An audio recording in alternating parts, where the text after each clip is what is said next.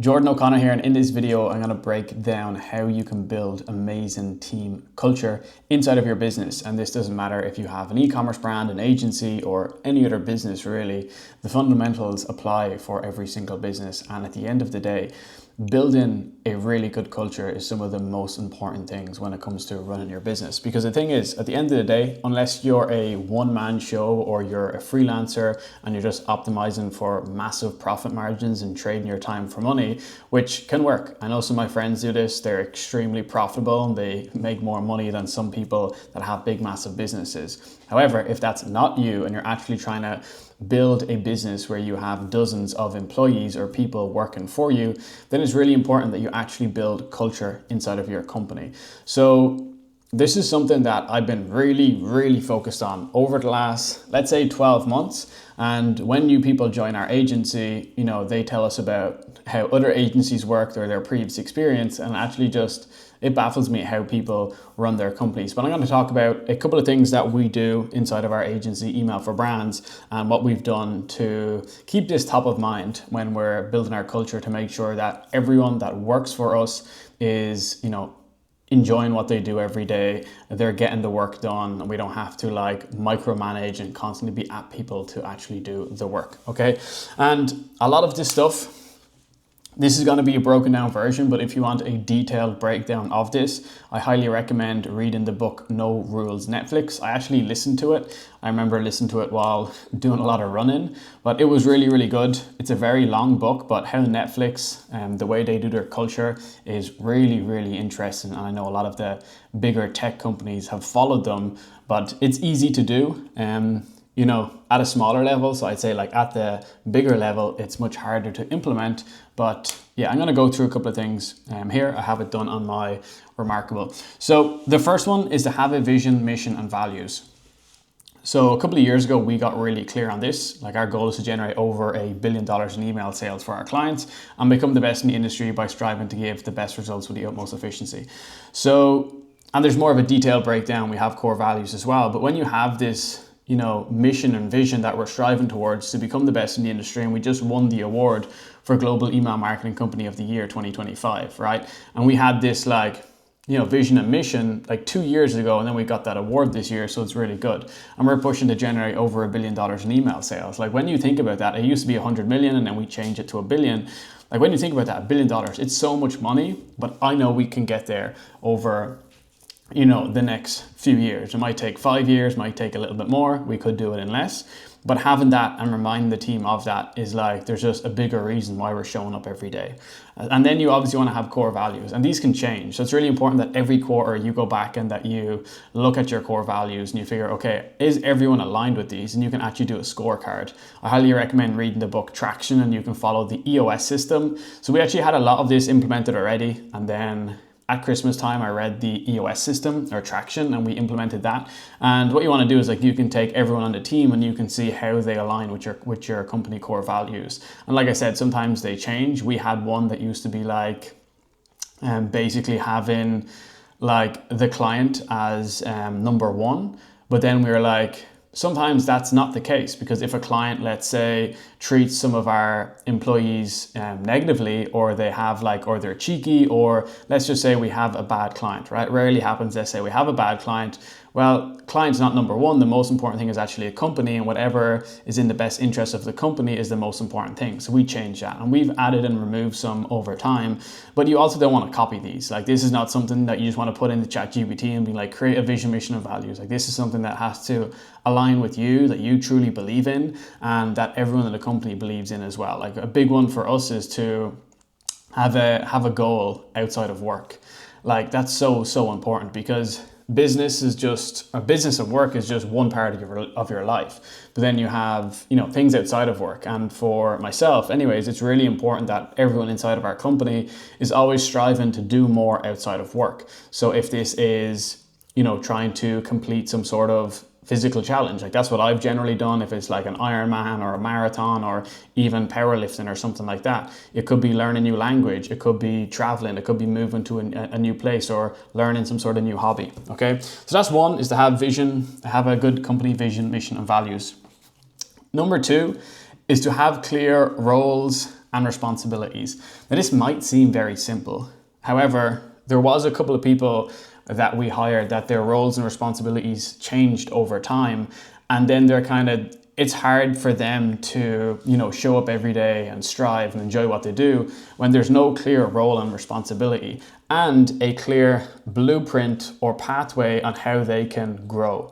Okay, so it's really, really clear. Every quarter, have a look at everyone on your team and figure out, okay, is their role clear? Are their responsibilities clear? And are their goals clear as well? And make sure that there's a path that they can achieve them. And also, just getting clear. Some people mightn't want to, grow and become, part of the leadership team and then potentially run the company. Some people are happy with where they're at and just becoming an expert at that craft. And it's amazing to get people like that where they just become an expert at that. So for us, it would be like in copy or in design or in AI or in email, like in Klaviyo. So it's important to get clear, like, do you want to become an expert or do you want to move up and, become a manager and a leader and stuff like that, okay?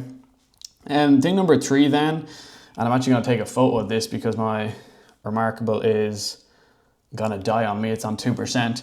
So pay industry rate or above. This is really important. Like, I know some people that are always just trying to optimize to get the lowest rate possible. And there's nothing wrong with that because there's multiple different ways to run your business. Like if you're optimizing for margins, I get it.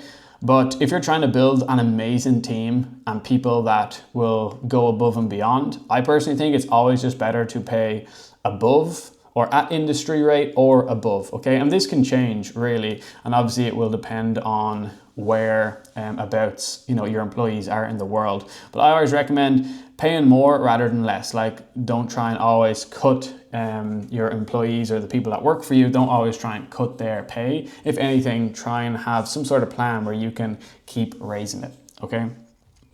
Thing number 4 is don't micromanage. So inside of our company, we don't even track hours. We don't track how many hours you work. We don't track holidays. We don't track where you are in the world. Like, none of this stuff. At the end of the day, there's only 2 requirements really. Number 1, you show up to the calls that you have to be on, like our weekly calls, our culture calls, and then some other calls that might be relevant. And then that the work gets done.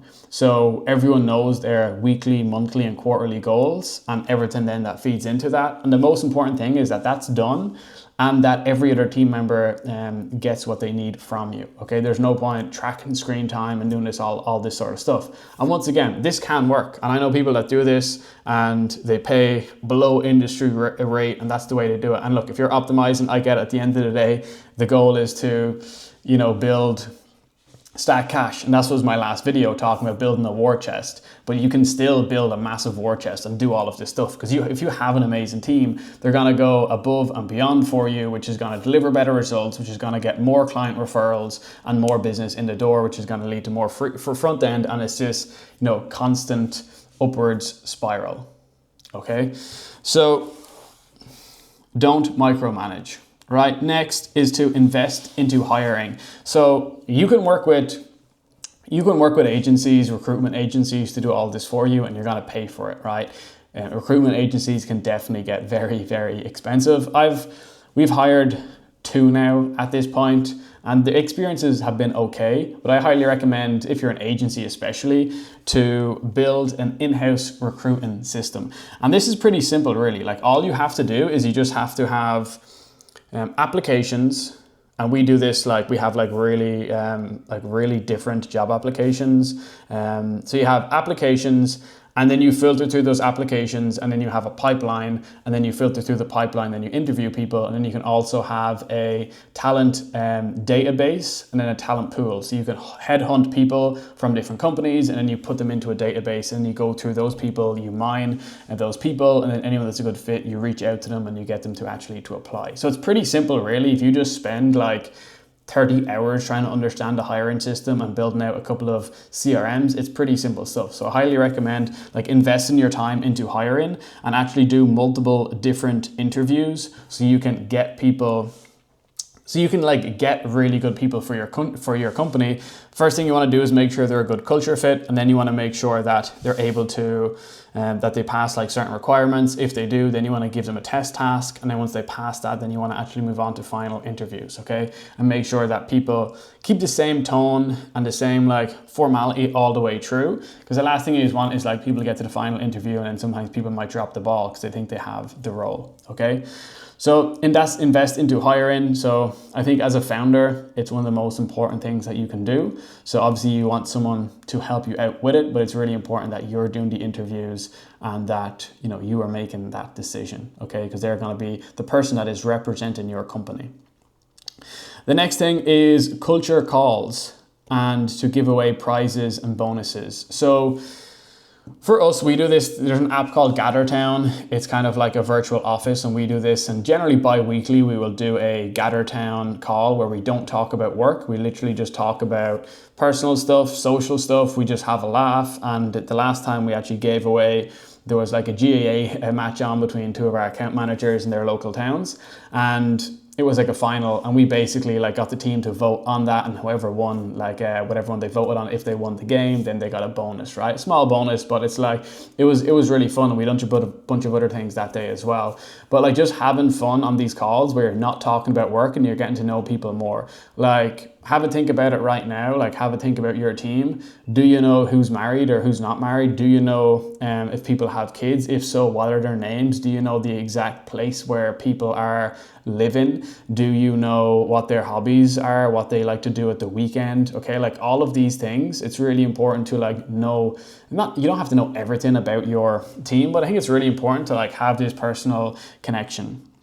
Okay, so do culture calls, and look, you can do these quarterly. Like we do these quarterly, and we do different stuff. Last quarter we done 2 truths, 1 lie, which was so good. It was such a funny way to get to know everyone. It was just really, really engaging.